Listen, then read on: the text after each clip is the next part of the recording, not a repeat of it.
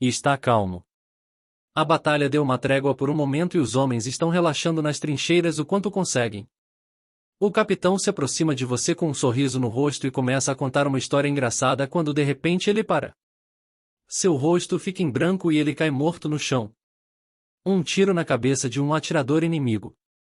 No outono de 1914, a guerra de movimento na frente ocidental degenerou em um impasse. E as batalhas individuais podiam durar meses. Havia horas e até dias de calmaria entre os avanços e contraavanços. E uma característica principal dessas pausas era o homem solitário observando silenciosamente as trincheiras inimigas com seu rifle. Alemanha, Áustria-Hungria e França entraram em guerra em julho de 1914 com unidades de Jaeger ou Chasseur, infantaria leve com uma longa tradição de combate em áreas florestais, que eram habilidosas em camuflagem, observação e paciência. Por outro lado, Rússia e Grã-Bretanha entraram na guerra sem doutrinas para atiradores de precisão e sem miras telescópicas para seus rifles. E isso logo se tornou um grande problema.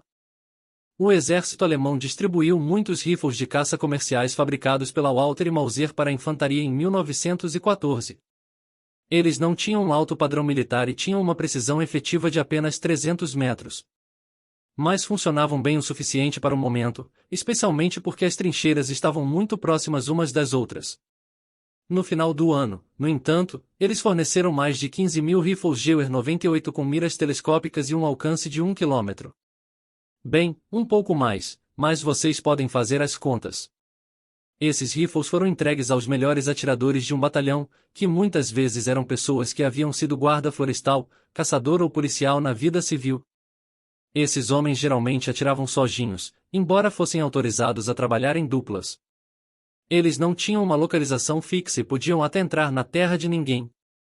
Suas miras e binóculos, fabricados por mestres mundiais como Zeiss, Guez ou Insoult, davam a eles uma vantagem significativa sobre os britânicos na guerra de trincheiras, que praticamente não tinham nenhuma dessas armas na época. Em um dia, em um trecho de trincheira no início de 1915, os britânicos perderam 18 homens para tiros de atiradores alemães. Um único atirador de elite poderia facilmente marcar mais de 40 mortes antes de ser neutralizado. Ser neutralizado, naquela época geralmente significava bombardear a área com canhões, já que não havia uma habilidade real de contra-atiradores. Isso não ocorria apenas na frente ocidental. Em Galípoli, os atiradores turcos, embora nem sempre equipados com miras telescópicas, eram mestres da camuflagem e atiravam de trás de arbustos, grama alta ou formações rochosas, tornando a vida um inferno e infligindo pesadas baixas aos ANs e ACS nas praias e em costas inferiores. Os ANs e ACS, por sua vez, tinham um atirador incrivelmente talentoso lá, na pessoa de Billy Singh, um atirador sino-australiano, apelidado de O Assassino. Seu número oficial de mortes lá foi de 150, mas as estimativas tão altas quanto 300 homens mortos. Um dos primeiros oficiais britânicos que se empenhou em melhorar a precisão de tiro britânica foi o Major Esket Pritchard, da inteligência britânica. Ele era um caçador de grandes animais e não apenas trouxe seus próprios rifles de caça telescópicos para a linha de frente, mas comprou muitos outros para equipar as tropas. Mas, sabe, apenas dar a um soldado um rifle com uma luneta e dizer, use isso era uma sentença de morte. Amadores eram rapidamente mortos pelo inimigo. Eles não tinham treinamento em camuflagem e logo revelavam suas posições. Ou simplesmente colocavam seus rifles acima das trincheiras, expondo-se aos atiradores alemães. A partir de 1915, os atiradores alemães tinham um sistema complexo de proteção. Eles tornavam suas trincheiras propositalmente irregulares usando sacos de areia e destroços. Construíam escudos metálicos com buracos para atirar. Cobriam os flancos uns dos outros. Construíam postos de atiradores de concreto.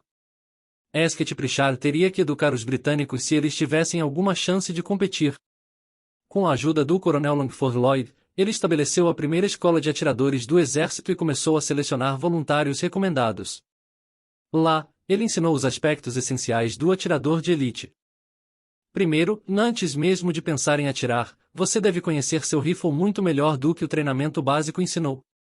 Não dava para simplesmente colocar uma luneta e achar que acertaria qualquer coisa. As miras eram muito sensíveis e precisavam ser ajustadas e corrigidas regularmente. O tubo de foco e a lente objetiva precisavam ser mantidos limpos. E depois de 600 ou 700 tiros, o desgaste no rifle arruinava a precisão. Além disso, os atiradores alemães mantinham seus rifles, os britânicos tinham que entregá-los a um sargento depois de seu turno. Isso tinha que mudar. Segundo, os atiradores britânicos trabalhariam em duplas, um com um rifle e outro com binóculos.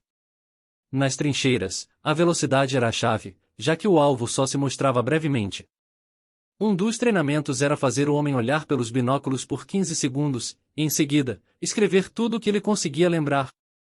Você quer saber o quão importante isso era? Atiradores alemães capturados disseram que conseguiam identificar oficiais britânicos porque eles tinham pernas mais finas do que os soldados rasos. Centenas e centenas de nossos oficiais estão mortos na França porque a morte deles foi totalmente atribuída ao corte de suas calças de montaria. O trabalho dos observadores era de imenso valor nas trincheiras. Terceiro, eles aprenderam os princípios básicos de camuflagem, tanto para si mesmos quanto para seus rifles. Os rifles podiam ser envoltos em sacos de areia e as lentes podiam ser protegidas contra reflexos, por exemplo. Covis de atiradores eram eficazes, mas, uma vez identificados, se tornavam alvos enormes. Quarto, o próprio tiro. Você não poderia se chamar de atirador de elite a menos que conseguisse fazer um disparo em até 2 segundos após avistar o alvo. Nenhum novato colocaria sua cabeça para fora por mais tempo do que isso. Julgar o vento ou a distância não apenas era difícil, mas vital para o sucesso. E a menor alteração na balística podia arruinar o tiro. No ataque, o trabalho do atirador era mirar em metralhadoras inimigas ou observadores avançados de artilharia. E, quando uma trincheira era capturada, ele deveria manter o inimigo na próxima trincheira para evitar contra-ataques. Esquet Prichard estava orgulhoso de seu trabalho e até escreveu em seu livro Sniper in France, era exatamente como se um grupo de esportistas realmente capazes estivesse caçando em uma área para caça grande, ou melhor ainda, cervos em uma floresta escocesa. Imagine esses esportistas substituídos por turistas descuidados e ignorantes. O terreno seria inevitavelmente maltratado. Os animais errados seriam abatidos, os corris, a tipo de terreno montanhoso, seriam abatidos quando o vento fosse desfavorável, todos os cervos seriam espantados para a próxima floresta. Claro que, neste caso, os cervos não espantavam, mas atiravam de volta. Em meados de 1916, o atirador britânico era tão habilidoso e experiente quanto seu equivalente alemão. E os atiradores alemães, consequentemente, se tornaram mais cuidadosos e evitavam o que antes era feito sem riscos. Ambos os lados agora usavam iscas e cabeças falsas para localizar posições de atiradores inimigos, e em seguida, eliminá-los. Os britânicos até usavam rifles de caça para atravessar os escudos de metal alemães dos atiradores. Era um jogo muito perigoso. Se você está se perguntando, o atirador com mais mortes na guerra em todos os lados foi o soldado Francis Pegamagabo, um atirador Ojibwa canadense. Ele tinha 378 mortes confirmadas e capturou 300 prisioneiros. Tinha uma mira telescópica americana Winchester, bem como uma britânica. Mas, é isso pessoal.